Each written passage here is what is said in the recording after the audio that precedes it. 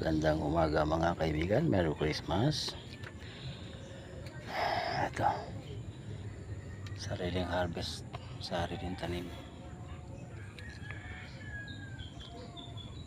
Ito ang aking almusal ngayon. Napahinog ko na, luluto almusal. Ito lang, ilang piraso na ito, hindi ko na kayang ubusin ito mga kaibigan. Ito ang aking kalan.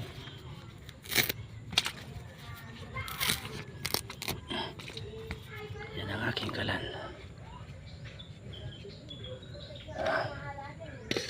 Yan.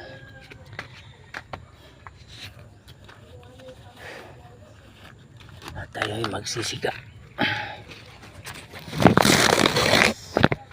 Mga karton lang yan mga kaibigan.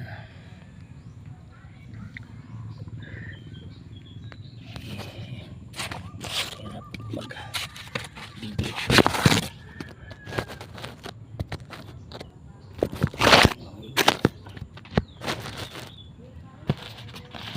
Kikita niyo ba ang aking kalan?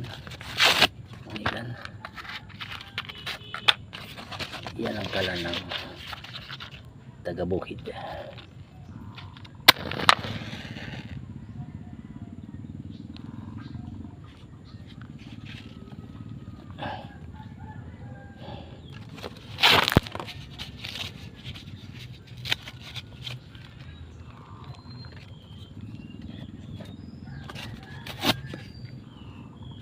Kahoy ang ginagamit para mahal ang gasol.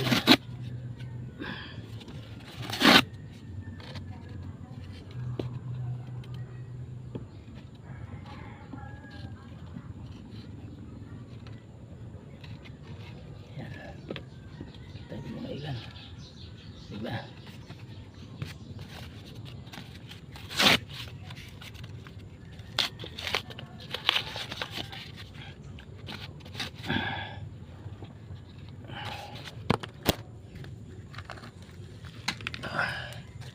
Yan ang aking kalan.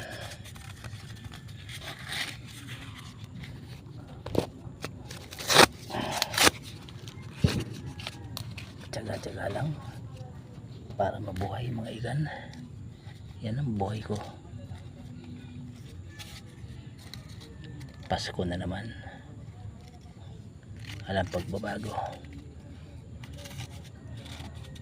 naghihirap pa rin. Ganun talaga. Ayan ang aking pamaypay.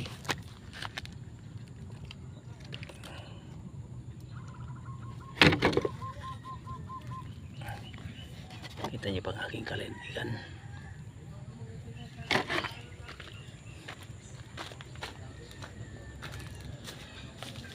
Ayan ang usok sa tuktok lumalabas. Diba? Ayan. Parang vapor mga ikan sa tuktok ng bubong. Ang usok hindi may alis, may usok pa rin dito.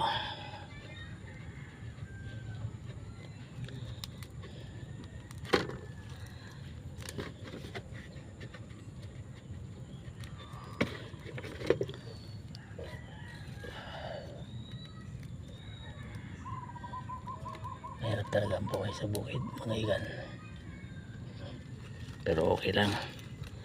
Ang mahalaga, nabubuhay ka ng marangal at wala kang atraso sa kapwa mo. Ang iba dyan, mayayaman ka, lintik naman mangurakot, lalo ng mga nakaupo sa gobyerno mga ikan. Mga nakapwesto na, ang yayaman na nila, pero nagnanakaw pa rin sa kaba ng bayan. Kaming may hirap ang unang tinatamaan dahil kami ay walang kakayanan, dahil kami mahirap lang. Tuloy pa rin ang buhay mga ikan. Konsensya na nila yun kung sila hindi magbabago. Ang yayaman na nila nagnanakaw pa sa kaba ng bayan, samantalang kaming mga mahihirap na magsasaka, walang lupang sinasaka, ay hindi nila matulungan. Meron pa bang matino na Pilipino maging mamumuno sa ating bayan na talagang makabayan at makatao? Ang problema sa atin mga kaibigan, pag nakapwesto na ang ating mga kababayang binuto natin, nagpapayaman na sila, wala nang pakialam sa mga katulad naming may hirap.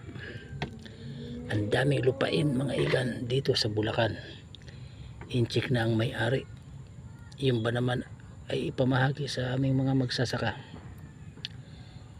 Pati kabahayan namin dito na demolish kami, nadamay sa bentahan ng bukid. Ngayon nakatiwangwang, binakuran lang mga igan, nakatiwangwang ang lupain ditong sinasaka dahil benenta nila sa Chinese.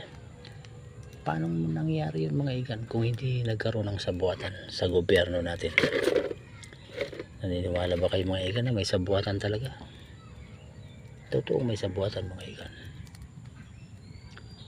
Paano mga igan? Mahirap na magkukwento pa ng maraming kwento, wala naman ako magagawa mga igan. Yan, nakita niyo ba yan? Kaya tiis-tiis na lang, ang mahalaga meron kang makakain sa araw-araw. Tingnan naman yung aking kubo.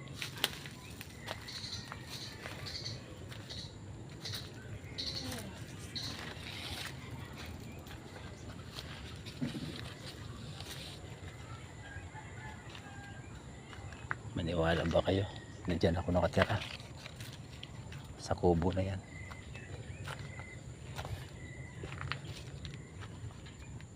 Yan ang aking panggatong. Maniwala ba kayo mga igan? Yan ang aking tulugan, ang aking alagang aso.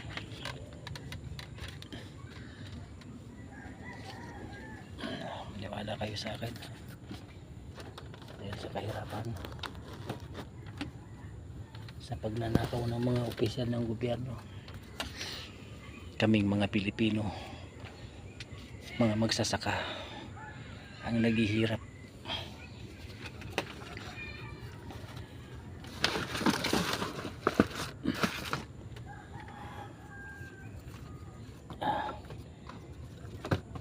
Sana magbago na ang sitwasyon.